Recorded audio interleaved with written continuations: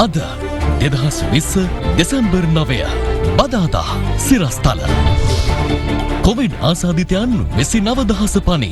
ඊයේත් ආසාදිතයන් 798ක්. උත්සව සමයට විශේෂ සෞඛ්‍ය උපදෙස් මාලාවක්. දේශීය කොවිඩ් ඖෂධය කොවිඩ් රෝගීන් සඳහා ආහාරමය අතිරේකයක් ලෙස භාවිත කිරීමට දේශීය වෛද්‍ය අමාත්‍යාංශයේ අනුමැතිය. ඖෂධයේ නිෂ්පාදනය පරීක්ෂා කරන්න ආයුර්වේද බලධාරීන් කෑගල්ලට.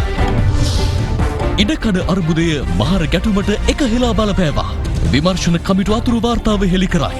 එක සිරකුටියක 100ක් ඉන්න තැන 300ක් ඉඳලා තියෙනවා. මියගිය රඳවුවන්ගේ මරණ පරීක්ෂණ විශේෂඥ බහුවිධ පරීක්ෂණ මණ්ඩලයකට. අර්ජුන මහේන්ද්‍රන් සිංගප්පූරුවෙන් ගෙන්වා ගැනීමේ තවත් පියවරක් ඉදිරියට. දෙරට අතර පවතින උදාර්පණ කිවිසුම ගැන සිංගප්පූරු නීතිපති මෙරටින් විමසයි. Pfizer BioNTech එන්නතට අමරිකාවෙන් අනුමැතිය ලැබෙන ලකුණු. This is Adadharana Prime Time with Srimani Yapa and Dilipa Hinayaka. Live from Studio 24 in Colombo. අයිබෝන් ඔබදත් එක්වන්නේ ශ්‍රී ලංකාවේ අංක එකේ සහ විශ්වසනීයම පුවත් විකාශය අද දෙරණ 6:55 සමගින්. අද මෙරටින් COVID-19 ආසාදිතින් 359 දෙනෙකු හඳුනාගත් බව යුද හමුදාපති ලුතිනන්ට් ජෙනරාල් ශවේන්ද්‍ර සිල්වා මහතා සඳහන් කළා. ඒ අතරින් 43 දෙනෙකු බන්ධනාගාර රැඳවියන් වන අතර සෙසු 316 දෙනා පෑලියගොඩ කොවිඩ් පොකුරේ ආශ්‍රිතයින් බවයි යුද හමුදාපතිවරයා සඳහන් කළේ. මේ අනුව මේ දක්වා මෙරටින් වාර්තා වී ඇති සමස්ත කොවිඩ් ආසාදිතයින් සංඛ්‍යාව 29000 සීමාව ඉක්මවා තිබෙනවා.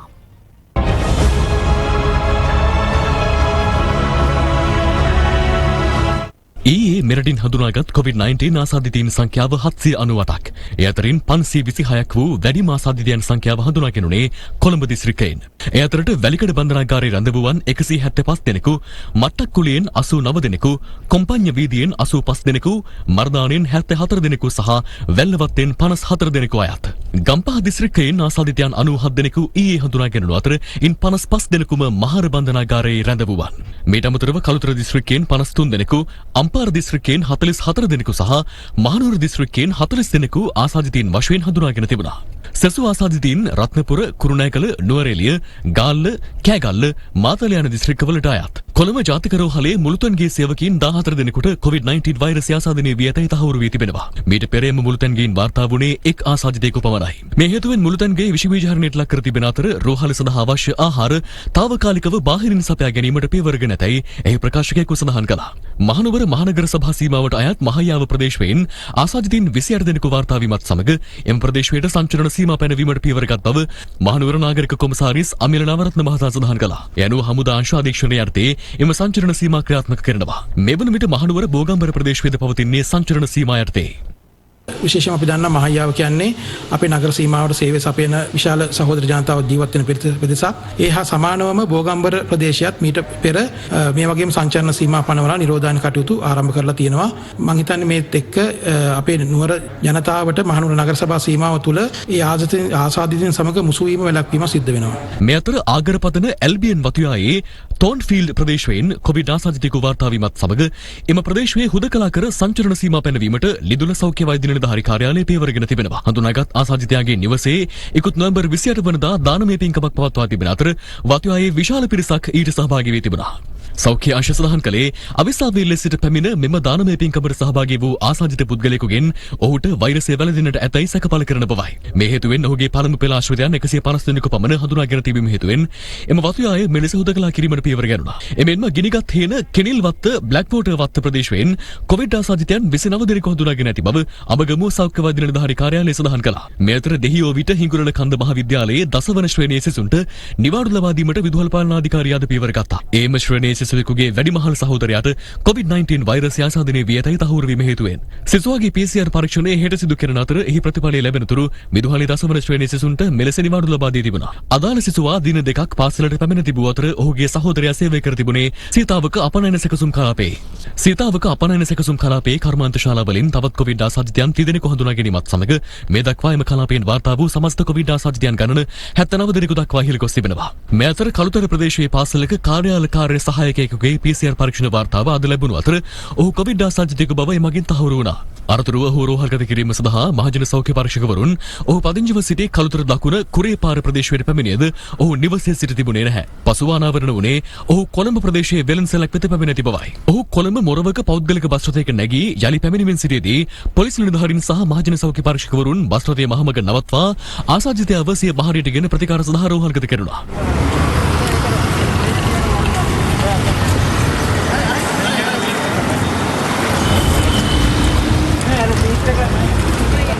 බස් රථය සහ එහි සිටි පිරිස විෂ බීජ හරණයට ලක් කරනු අතර කොන්දොස්තරවරයා නිරෝධායනය සඳහා යොමු කර තිබෙනවා. ආසාදිත පුද්ගලයා පදිංචි කළුතර දකුණ කුරේපාර ප්‍රදේශයේ තවත් ආසාදිතයන් වාර්තා වීම නිසා එම ප්‍රදේශයට සංචලන සීමා පැනවීමට පියවරගත් බව කළුතර දිස්ත්‍රික් පරිපාලන මහජන සෞඛ්‍ය පරීක්ෂක ආර්.ජේ. සිංහ බහු මහතා සඳහන් කළා. මෙතර වරකාපොළ මූලික රෝහලේ ස්ථාපිත කොවිඩ් ප්‍රතිකාර මධ්‍යස්ථානයේ සිටින මද්ද්‍රව්‍ය වලට ඇබ්බැහි වූ කොවිඩ් ආසාදිතයන් එම මධ්‍යස්ථානයෙන් පලා යාමේ සිදුවීම් කිහිපයක් පසුගියදා වාර්තා වුණා. මේ හේතුවෙන් එම ආසාදිතයන් 21 දෙනෙකු යුද හමුදාව මගින් පාලනය කරන කන්දකාඩු නිරෝධායන මධ්‍යස්ථානයේ වෙත යොමු කිරීමට සෞඛ්‍ය අංශ පියවරගෙන තිබෙනවා. මේ අතර දින ගණනාවක් තිස්සේ කොළඹ අධිකරණ වෛද්‍ය නිලධාරී කාර්යාලයට අයත් මෘත ශරීරාගාරය තුර ඥාතීන් බාර නොගත් කොවිඩ් මලසිරුරු 19ක් ගොඩ ගැසී තිබීම හේතුවෙන් සෞඛ්‍ය අංශ මුහුණ පා සිටින ගැටලු සහගත තත්ත්වය සම්බන්ධයෙන් අවස්ථා ගණනාවකදී අද දෙරණානාවරණ කළා. මෙම තත්ත්වය මතුව තිබුණේ අදාළ සිරුරු ආදාහනය රජයේ වියදමින් සිදු කරන්නයි දැනුම් දී තිබූ පසුබිමක ඒ සඳහා ප්‍රතිපාදන අදාළ අංශ විසින් ලබා නොදීම හේතුවෙන් මෙවන් පසුබිමක ඥාතීන් බාර නොගත් කොවිඩ් මලසිරුරු නිරෝධායන රෙගුලාසි වලට අනුව ආදාහනය සඳහා අවශ්‍ය පියවර ගන්නයි නීතිපතිවරයා විසින් සෞඛ්‍ය සේවා අධ්‍යක්ෂ ජනරාල්වරයා වෙත අද දැනුම් දී තිබූ බව නීතිපතිවරයාගේ සම්බන්ධීකරණ නිලධාරණී රජයේ නීතිඥ නිෂා රජාරත්න මෙනවිය සඳහන් කළා. මේ අනුව කොළඹ රජයේ මෘත ශරීරාගාරයේ තිබූ එවැනි කොවිඩ් මලසිරුරු 6ක් අද පස්වරුවේ ආදාහනය කිරීමට කටයුතු කෙරුණා. මේ අතර එළඹෙන උත්සව සමයේ මහජන අවධානයට ලක් විය යුතු කරුණු කිහිපයක් ඇතුළත් මාර්ගෝපදේශමාලාවක් සෞඛ්‍ය සේවා අධ්‍යක්ෂ ජනරාල්වරයාගේ අත්සනින් යුතුව සෞඛ්‍ය අමාත්‍යාංශය අද නිකුත් කර තිබෙනවා. එහිදී විශේෂයෙන්ම නත්තල් සමයේ සාප්පු සවාරි සීමා කිරීම, සාප්පු සවාරි සහ ඒ වගේ දේවල් වලට පවුලේ කෙනෙක් පමණක් සහභාගී වීම, උත්සව සංවිධානය කිරීම මේ කාලය තුළදී හැකිතාක් දුරට සීමා කිරීම, ඒ පවුල ඇතුළේ විතරක් මේ කටයුතු කරන්න කියන එක, බෝනෝන රෝග වලින් පෙළෙන වැඩිහිටිය දෙමාපියන් එවැනි පොදු ස්ථානවලට ගෙනියන්න නැතුව ආරක්ෂා කර ගැනීම තවදුරටත් වැදගත්. අපි දීර්ඝකම කියනවා මුවාවරණයක් පැළඳගෙන ඉන්න කියලා. නමුත් ඇත්ත වශයෙන්ම ආහාර ගන්න වෙලාවට මුවාවරණය අපිට ගලවන්න සිද්ධ වෙනවා. අපි ඒ වගේ වෙලාවට සතුරු සාමිච්චියේ කතා බහ කරමින් තමයි කන්නේ. මේක ඊටාත්ම හොඳ තත්ත්වයක් වෛරසය ව්‍යාප්ත වෙන්න. මොකද ඒ අවස්ථාවේදී මීටර එක දුරස්ථභාවය තියාගන්නෙත් නැහැ. මේසයක් වටේට අපි රවුමට ඉඳගෙන තමයි කන්නේ. ඉතින් ඒක නිසා ඒ අවස්ථාව අපි වහාම මගහැරිය යුතුයි. ඒ වගේම කෙනෙකුට කෙනෙක් මුහුණට මුහුණ ඉඳගෙන කෑම ගැනීමත් අපි වළකින්න ඕන. නමුත් අපි දන්නවා මේ වගේ අවස්ථාවේදී අපි සාප්පු සවාරි යනවා, ඇඳුම් පැළඳුම් ගන්න, වෙනත් ඈගි භෝග ගන්න ඉතාමත්ම තෙරපෙනවා. ඒ වගේ දෙයක් මේ අවස්ථාවට සුදුසු නැහැ. අන්තර්ජාලය මගින් අපිට භාණ්ඩ ගෙදරට ගෙන්වා ගන්න පුළුවන් ඇනවුම් කරලා ඒ වගේ ක්‍රම පාවිච්චි කරන්න. ඒ වගේම තමයි PCR පරීක්ෂණයක් කරනකොටත් ඒක නෙගටිව් වෙලා එන කෙනෙක් ඊළඟ දවස් දෙක ඇතුළතදී ආසාදිතෙක් වෙන්න පුළුවන්. ඒ නිසා මේ වගේ අවස්ථාවකදී මේක ව්‍යාප්ත වීම වැළැක්වීම සඳහා අපිට සංචරණය සීමා කරන්න සිද්ධ වෙනවා. මෙතර කොළඹ දිස්ත්‍රික්කයේ පොලිස් බල ප්‍රදේශ 9ක ග්‍රාම නිලධාරී වසම් 6ක සහ නිවාස සංකීර්ණ 3ක තවදුරටත් හුදකලා තත්ත්වය ක්‍රියාත්මකයි. ඒ අතරින් ඇතැම් පොලිස් බල ප්‍රදේශවල හුදකලා තත්ත්වය දින 50ද ඉක්මවා ක්‍රියාත්මක වීම හේතුවෙන් ජනතා උද්ඝෝෂණ රැසක් පසුගියදා වාර්තා වුණා.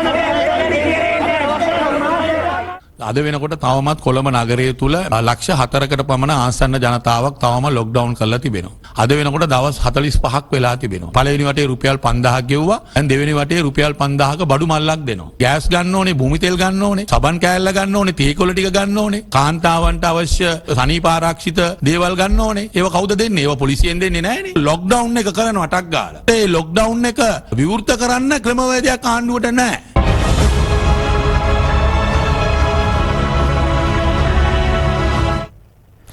කෑගල්ලේ ධම්මික බණ්ඩාර මහතා නිෂ්පාදනය කළ දේශීය ඖෂධය කොවිඩ් රෝගීන් සඳහා ආහාරමය අතිරේකයක් ලෙස ලබා දීමට දේශීය වෛද්‍ය අමාත්‍යාංශය සහ ආයුර්වේද දෙපාර්තමේන්තුව අනුමැතිය ලබා දී තිබෙනවා.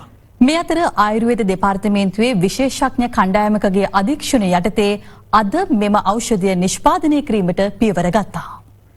කොවිඩ් වෛරසය රෝගීන්ගේ ශරීරයෙන් ඉවත් කළ හැකි දේශීය ඖෂධයක් කෑගල්ල ප්‍රදේශයේ ධම්මික බණ්ඩාර මහතා විසින් සොයාගත් බව වතුපිටිවල කොවිඩ් ප්‍රතිකාර මධ්‍යස්ථානයේ සිදු කළ සායනික අත්හදා බැලීම් දෙකකදී තහවුරු වූ පසුබිමක ඊයේ එම ඖෂධය ජනතාවට නොමිලේ විදා දීමට පියවර ගත්තා. කෙසේ වෙතත් එම ඖෂධය ලබා ගැනීමට දසදහසකට අධික ජනතාවක් කෑගල්ලට පැමිණීමත් සමග එම තත්ත්වය පාලනය කිරීම සඳහා කෑගල්ල දිස්ත්‍රික් ලේකම්වරයාගේ ප්‍රධානත්වයෙන් දිස්ත්‍රික් සෞඛ්‍ය අංශ සහ ආරක්ෂක අංශ ඊයේ ධම්මික බණ්ඩාර මහතා සමග පැවති සාකච්ඡාවකින් පසුව ඖෂධය බෙදා හැරීම తాවකාලිකව අත්හිටවනු ලැබුවා. ඖෂධය ජනතාවට බෙදා හැරීම සම්බන්ධයෙන් අදත් පාර්ශව කිහිපයක්ම අදහස් පළ කළා. මේ ඖෂධය යම්කිසි විදිහකින් COVID-19 ආසාදනය වැළැක්වීම සඳහා හෝ ඒ රෝගය වැළඳුනාට පස්සේ සුවවීම සඳහා යම්කිසි විදිහකින් දායකත්වයක් තියෙනවද කියලා එය තවමත් පරීක්ෂණ මට්ටමේ තියෙන්නේ. පරීක්ෂණය මහාචාර්යවරුන් විසින් සිදු කරනවා. එහෙම පරීක්ෂණය සිදු කිරීමෙන්ම හැඟී යන්නේ නැහැ ඒ ඖෂධය ඉතාමත්ම සාර්ථක ඖෂධයක් කියලා. ඒ සඳහා විද්‍යාත්මක පරීක්ෂණ කර එයින් නිගමනයක් එන්න ඕන. ඒ විද්වතුන්ගේ තීරණය එනකල් අපිට ඉවසන්න සිද්ධ වෙනවා. ඉතා පැහැදිලි ප්‍රකාශයක් කරන්න කවුරු හරි මේක බොන්න මේක ආණ්ඩුවෙන් ගෙනල්ලා දෙනවා. දැන් අපි ලෝක සෞඛ්‍ය සංවිධානයෙන් අපිට ඉන්ජෙක්ෂන් එක ගෙනල්ලා දෙනවා වගේ අපිට පුළුවන් මේ පැණියක් ගෙනල්ලා දීලා මිනිසුන්ට දෙන්න. ඒතර පැණියෙන් දවස් 3කින් හොඳ වෙනවා නම් ඉන්ජෙක්ෂන් ගේන්න ඕනේ නැහැ. මොකටද අපි ඉන්ජෙක්ෂන් ගේන්නේ? අමාරුයි, පාලනය කරන්න අමාරුයි, විශාල මුදලක් යනවා. මේ පැණිය ලංකාවේ ඔය විදිහට දාස් ගානකට දෙන්න පුළුවන්. අපිට ලංකාවටම බොන්න දෙන්න පුළුවන්. ධම්මික බණ්ඩාර මහතා විසින් නිෂ්පාදනය කළ දේශීය ඖෂධය කොවිඩ් රෝගීන්ට අතිරේක ආහාරයක් ලෙස ලබා දීමට දේශීය වෛද්‍ය අමාත්‍යාංශයේ කොවිඩ් මර්ධන ජාතික කමිටුවේ අනුමැතිය හිමි වූ බව විශේෂ අමාත්‍ය සිසිල් ජයකොඩි මහතා අද දිනට සඳහන් කළා. ඊට ආයුර්වේද දෙපාර්තමේන්තුවේද අනුමැතිය හිමි වී තිබෙනවා. අපි කතා කරන ධම්මික බණ්ඩාර මහත්මයාගේ හොයාගත් ඖෂධය මේ වෙනකොට ආයුර්වේද දෙපාර්තමේන්තුව ඒ තියෙනවා නව ඖෂධයක් ආවම ඒක සම්බන්ධයෙන් අනුමැතිය දෙන්න සූත්‍ර කමිටුව කියලා ඖෂධ නියාමන කොමිටියක්. ඒකට මේ කමිටිය මේක මේ මොහොත වෙද්දි සාකච්ඡා වෙලා තියෙනවා. එතකොට ඒක කතා කරලා ආහාර ෆුඩ් සප්ලිමන්ට් එකක් විදියට ආහාරවල අමතර කොටසක් විදියට අමතරව ගත හැකි දෙයක් විදියට මේ වෙනකොට ඒකට අවශ්‍ය අනුමැතිය ලබා දීලා තිනවා. නමුත් ඖෂධයක් ලෙස මේ වෙනකොට ඒකට අවශ්‍ය සායනික පරීක්ෂණ කරන්න බටහිර වෛද්‍යවරු පිරිසකට පවරලා තිනවා. ඒක නිසා මේ විද්වත් මණ්ඩලයකිනුත් අපි කරුණාවෙන් ඉල්ලනවා, රජයනුත් කරුණාවෙන් ඉල්ලනවා. මේ ඖෂධ හතර මිනිස්සු කුළු බඩු හැටියට දැනටත් පාවිච්චි කරනවා. ඔය කියන මාත්‍රාවට වැඩි ප්‍රමාණයක්. ඒ නිසා අපි රජයෙන් ඉල්ලනවා, ඒ වගේ මහාචාර්යවරුන්ගෙන් ඉල්ලනවා. හැබැයි ඔබ මේක හැමෝටම පිළිගත හැකි උපරිතරක් කඩිනමින් අරන් දෙන්න. මේ අතර අද දින ධම්මික බණ්ඩාර මහතාගේ නිවසේදී දේශීය ඖෂධ නිෂ්පාදනය කරන ආකාරය ආයුර්වේද දෙපාර්තමේන්තුවේ විශේෂඥ කණ්ඩායමක් අධීක්ෂණය කළා.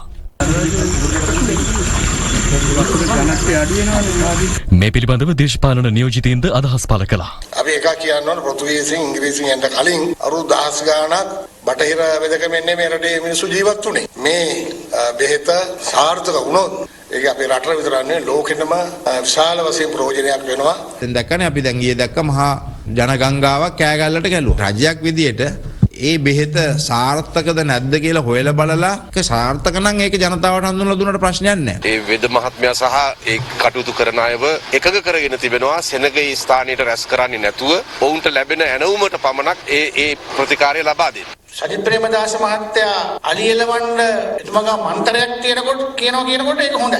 ඒකට ඒක গুপ্ত නෑ. සජිත් ප්‍රේමදාස මහත්තයාගේ තාත්තා පුටුවල උරු තෙල් ගානකොට ඒක গুপ্ত නෑ. ඒක හොඳයි. එතුමගේ තාත්තා අර තමන්ගේ ජනාධිපතිතුරු රැක් ගන්න කන්‍යායන් 30 ගානක් කිරිවලින් නාවනකොට ඒක গুপ্ত නෑ. ඒක විද්‍යාත්මක. කොරෝනා එක ආපු ගමන් මැලේරියාවට බොන බෙහෙත බීපන් කියලා කියනකොට ඒක විද්‍යාත්මකයි. හොයන්න. පෙරටේ පාරම්පරික වෙදෙක් යම් දෙයක් උත්සාහ කරනකොට ඒ උත්සාහය පිළිබඳව ආණ්ඩුව හොයන එක වැරදි.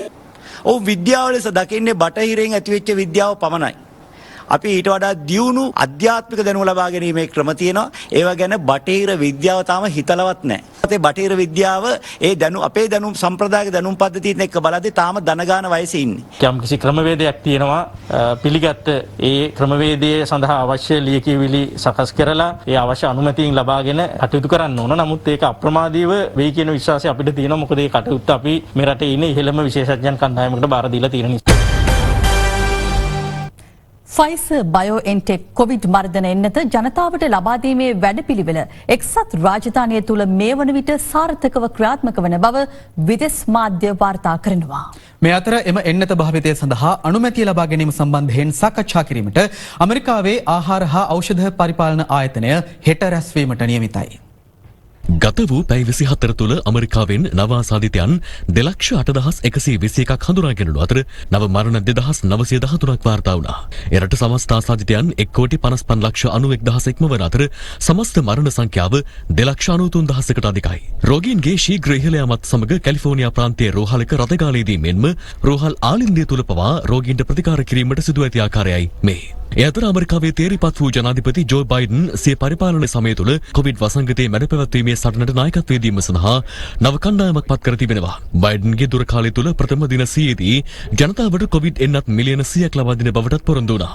මේ අතර එක්සත් රාජධානියේ අනුමැතිය මත ඊයේ ආරම්භ වූ ෆයිසර් බයෝඑන්ටෙක් කොවිඩ් එන්නත ජනතාවට ලබා දීමේ වැඩපිළිවෙල මේ වන විට සාර්ථකව ක්‍රියාත්මකයි. ලන්ඩන් නුවර රෝහලකදී එන්නත් කරන වැඩපිළිවෙල අගමැති බොරිස් ජොන්සන්ගේ නිරීක්ෂණයට ලක් වූ ආකාරයයි මේ.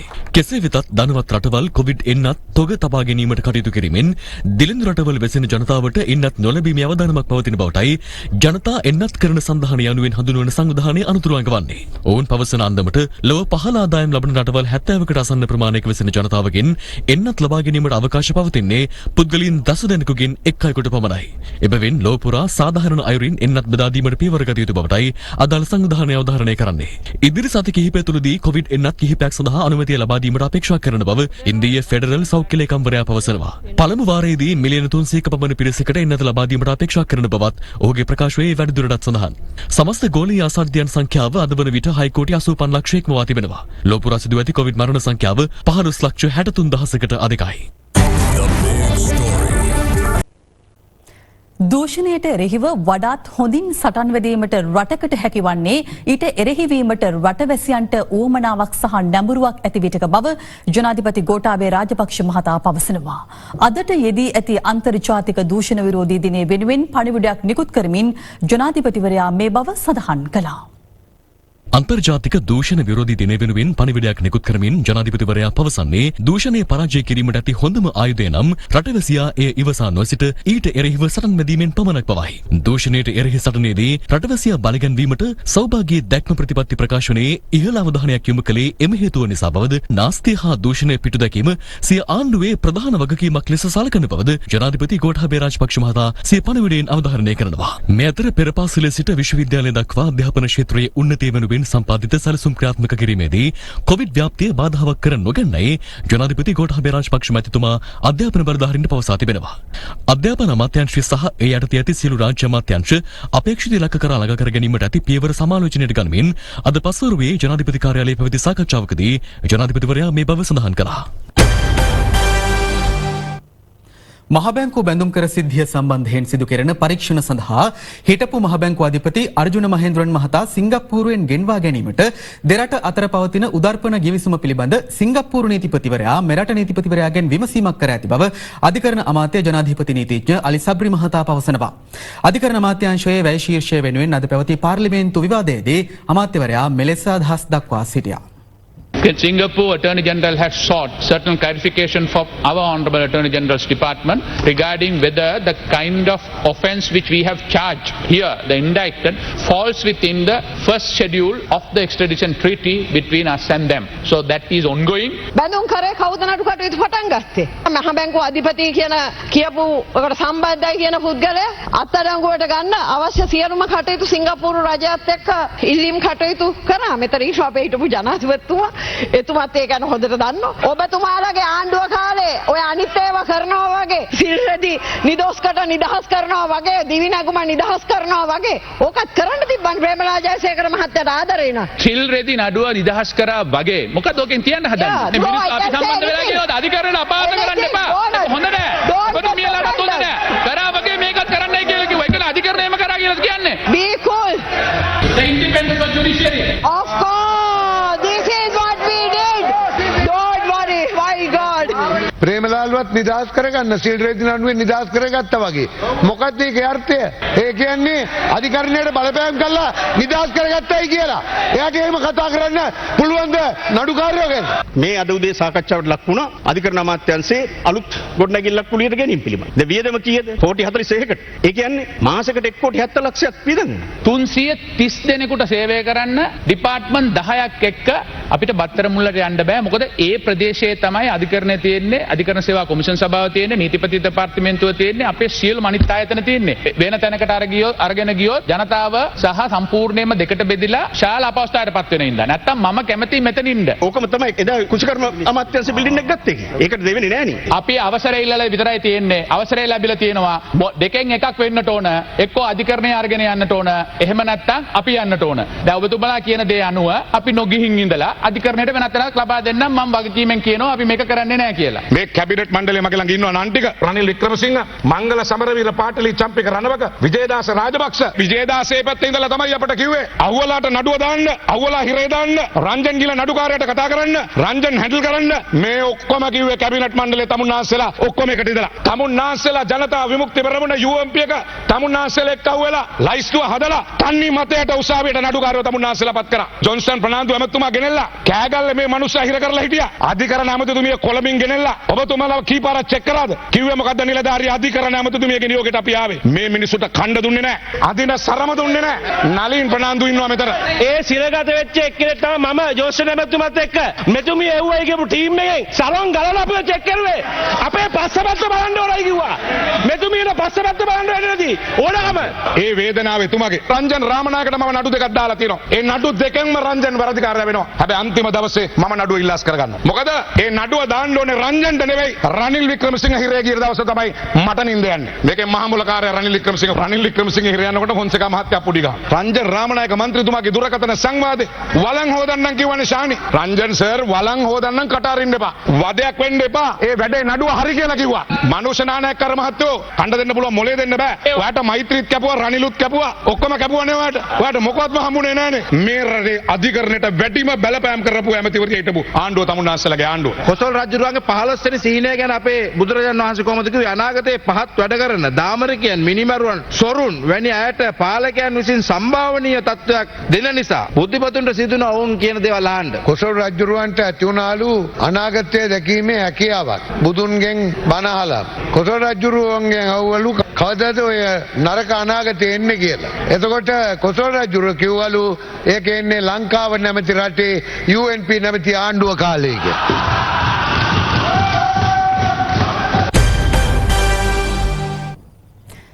ඉඩකඩ සම්බන්ධයෙන් මතු වූ ගැටලුව මහර බන්ධනාගාරයේ කලහකාරී තත්වයට එකහෙලා බලපෑ බව සිද්ධිය පිළිබඳ විමර්ශනය කිරීම සඳහා අධිකරණ අමාත්‍යවරයා පත් කළ කමිටුවේ අතුරු වාර්තාව පෙන්වා දී තිබෙනවා. මේ අතර එම ගැටුමෙන් මියගිය පුද්ගලයන්ගේ පශ්චාත් මරණ පරීක්ෂණ සිදු කිරීම සඳහා යෝජනා කෙරුණු පංච පුද්ගල බහුවිධ විශේෂඥ මණ්ඩලයට අද ඒ සඳහා අධිකරණයේ අවසරය හිමි වුණා.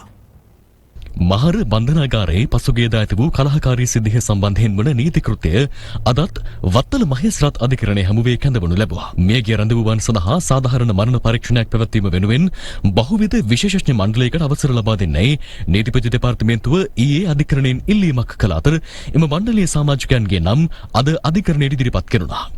ඒ නීතිපතිවරයාගේ සම්බන්ධීකරණ නිලධාරණී රජයේ නීතිඥ නිශා රජරත්න මෙන් විසින් එම කමිටුවට විශ්වවිද්‍යාල මහාචාර්යවරයෙකු ඇතුළත් විය යුතු බවට අගතියටපත් පාර්ශව ඊයේ ඉල්ලීමක් කළ අතර යනුව කොළඹ විශ්වවිද්‍යාලයේ වෛද්‍ය පීඨ මහාචාර්ය ජීන් පෙරේරා මහත්මියද ඊට කැඳවාගෙන තිබෙනවා.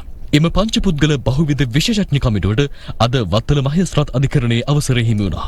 මහේස්ත්‍රාත්වරයා නියෝග කළේ මියගිය රඳවුවන් 11 සිරා සම්බන්ධයෙන් පරීක්ෂණ පවත්වා ඒ පිළිබඳ රහස්‍ය වාර්තාවක් ඉදිරිපත් කරන ලෙසයි. එමෙන්ම දැනට පරීක්ෂණ සිදු කර ඇති මලසිරුඩු 4ක් සම්බන්ධයෙන්ද යලි පශ්චාත් මරණ පරීක්ෂණ සිදු කර යුතු බවට නීතිපති දෙපාර්තමේන්තුව කළ ඉල්ලීමටද අධිකරණයෙන් අවසරය හිමි වුණා. එමෙන්ම දැනට රාගම ශික්ෂණ රෝහලේ ඇති මියගිය රඳවුවන්ගේ දේහ IDH රෝහල වෙත රැගෙනීම සඳහා අවසර ලබා දෙන ලෙසද නීතිපති දෙපාර්තමේන්තුව ඉල්ලීමක් කළා. ඊට අවසර ලබා දෙමින් මහේස්ත්‍රාත්වරයා නියෝග කළේ එම දේහ පූර්ණ පොලිස් ආරක්ෂාව යටතේ සහ කොවිඩ් මර්ධන සෞඛ්‍ය උපදෙස් දැඩිව අනුගමනය කරමින් IDH රෝහල වෙත රැගෙන යා යුතු බවයි. මහර ගැටුම සම්බන්ධයෙන් අපරාධමය විමර්ශනයක් ක්‍රියාත්මක බැවින් මෘතදේහ ආදාහනය කිරීම සම්බන්ධයෙන් තීන්දුව පශ්චාත් මරණ පරීක්ෂණ වාර්තාව ලැබුණු පසු ප්‍රකාශයට පත් කරන බව මහේස්ත්‍රාත්වරයා කියා සිටියා. සිරකරු වෛද්‍ය සුරගීමේ කමිටුව මේ කරපුලද හඬ නැගුවේ නැත්තම් මේ මුසදෙහන් දැන්ටත් සම්පූර්ණයෙන් ආදාහනය කළා මේ සම්පූර්ණ අපරාධය අට ගහලා තියෙනවා. මෙතන වෙඩි තැබීමක් සිද්ධ වෙලා නැහැ කියලා මේ මරණ ටික පුච්චලා දාන්න උත්සාහ කරා. අද අපි ඒක ජයග්‍රහණය කරා. මේ අතර මහර ගැටුම සම්බන්ධයෙන් කරුණු විමසීම සඳහා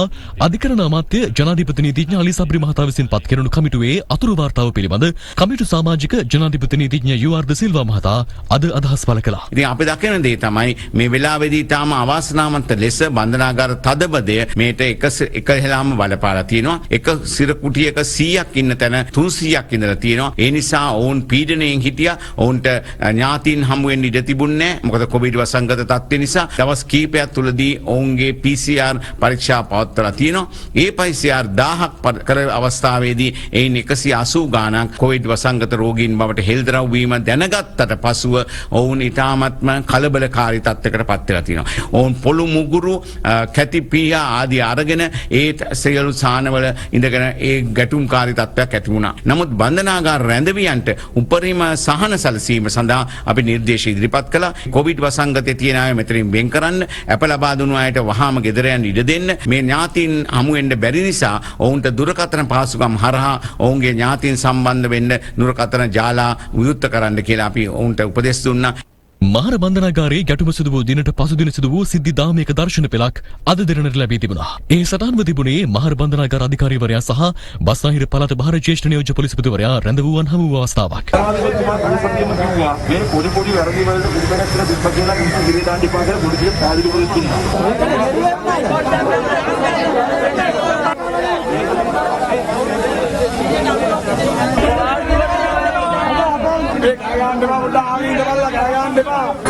ඇතුළට කඩු ඇවිල්ලා තියෙනවා. මට හිතපන් විදිහ. හරි ඉතින්. ඕගොල්ලන්ගේ ප්‍රශ්න විභාගයත් ගෙදර හිට දේවල්. ඒවා ගිහින් මෙතුමා ඉතින් ජාල්පොත් පොත් කතා කරලා. අධිකරණ අමාත්‍යාංශයත් කතා කරලා. එහෙම ගන්නව සාකච්ඡා තීරණය විදිහට ඒවා මෙතන ඉඳලා ඉවරලා අපිට ගහක් කැඩ ඉඳලා පාර ගන්න පුළුවන් කියලා නෙමෙයි. ඒක තමයි මෙතුමාලා යන්නේ. මේ අතර ගැටුම සම්බන්ධයෙන් රැඳවුවෙක් අදහස් පළ කර තිබුණේ මෙලෙසෙන්. කට්ටියක් ඇවිල්ලා ගැව්වා සර්. ඒ කියන්නේ ඇතුළේ රිමාන්ඩ් කාරන්ද? මාරිමන් එකේ කට්ටිය සර්. ඔයගොල්ලෝ ගහනවා? ඔව් සර්. අපි හිතේ P1 එකේ සර්. ඒ ගොඩක් කවුන්ට ගහලා ඉන්නවද තව? තව ගහනවා සර්. උන් එලෝ ගහන කඩුත් තියෙනවා සර් අතේ. මේ අතර මහර රැඳවුවන්ගේ ඥාතීන් අදත් බන්ධනාගාරය අසලට පැමිණ රැඳවුවන් පිළිබඳ කරුණු විමසීමක් සිදු කළා. නෑ මේ අතුලින් ඉන්න කට්ටියගේ ලිස්ට් එක. දැන් මෙතන කතා කරන්නේ නැද්ද? නෑ කතා කරන්නේ නැහැ මම ටෙලිෆෝන් නම්බර් එක. කවුරුත් අපේ මේ හොට්ලයින් එක ලියාගත්තනේ 0111 46 77යි 588 හොඳ. මහර තොරතුරු ලබාගෙන මේ අංකය ඒකට කතා කරන්න ඕනලා උදේ 8 ඉඳලා හවස 6 වෙනකන් අපේ ෆෝන් එක වැඩ.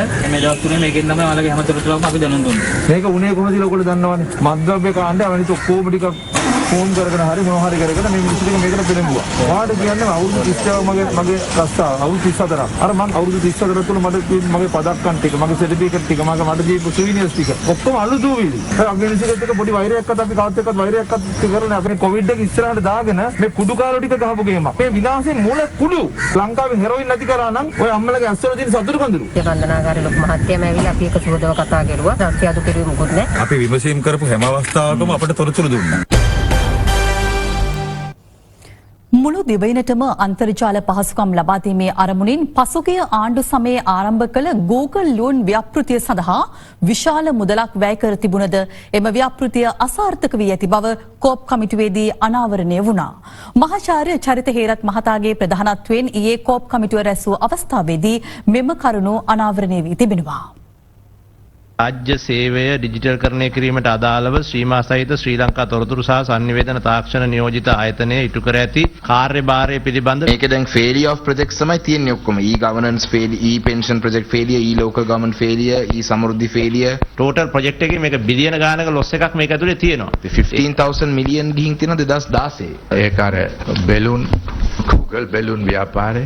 ඒකට වියදම කොච්චරද? Google loan project එකට සභාපතිතුමනි මිලියන 1.8 මේ ව්‍යාපෘතියේ සභාපතිතුමනි NPD approval එකකට ගිහිල්ලා නැහැ. මේක අපි මේක බලනකොට තිබ්බ තොරතුරු අනුව මේක පරීක්ෂණයක් හැටියට කරනවා කියලා තමයි ඉදිරියට ගිහිල්ලා තියෙන්නේ. ඒතකොට මේකට අවශ්‍ය සංඛ්‍යාත ලබා දෙන්නට බෑ කියලා. මොකද ඉල්ලලා තියෙන සංඛ්‍යාත මේවට අදාළ සංඛ්‍යාත නෙවෙයි කියලා TRC එකෙන් දැනුම් දීලා තියෙනවා ITU එකට කතා කරලා. ඊට පස්සේ පරීක්ෂණය එතනින් නවත්තලා තියෙනවා. ඉතින් ප්‍රොජෙක්ට් එකත් එතනින් නැවතුනහම වෙන මුදලක් වැය වෙලා නැද්ද? equipment clear කරගන්න මුදලක් වැය කරලා තියෙනවා 18,50,000 ඊගාවට ඊට පස්සේ 64,941ක් තව වියදම් වෙලා තියෙනවා. ඒ මුදල ඇත්තටම වැය කරලා තියෙන්නේ Wi-Fi launch එකට. හැබැයි අපි මේ ෆිගර් එක අරන් තියෙන්නේ ඔයාලගේම accounts වලින් පැහැදිලිව තියෙනවා මේක Google loan ව්‍යාපෘතියට අදාළ වියදමක් කියලා. එක්කෝ ඕගොල්ලෝ මේ දෙන උත්තරේ වැරදි. එහෙම නැත්නම් මේ ඕගොල්ලන්ගේ accounts වැරදි. මගේ ළඟ තියෙනවා TUD කියලා අස්සම් කරලා තියෙනවා. වෙන කවුරුත් ප්‍රපයා කරපු අය කවුරුත් අස්සම් කරලා නැහැ වවුචරේ. යට බාරගත්ත කියලා අසනක් ගහලා තියෙනවා. මේවා හිස් මේවා පුරවලත් නැහැ කීයද කියන එකත් ගත්ත කෙනාගේ. හැබැයි ඔය කියන මුදල සම්බන්ධව අපි විමසලා තියෙනවා මුදලක් විදියට. ඒක ගැන කිසිම සඳහන් කරන්න එකක් නැතුව තමයි මේ උත්තරේ ඉවලා තියෙන්නේ.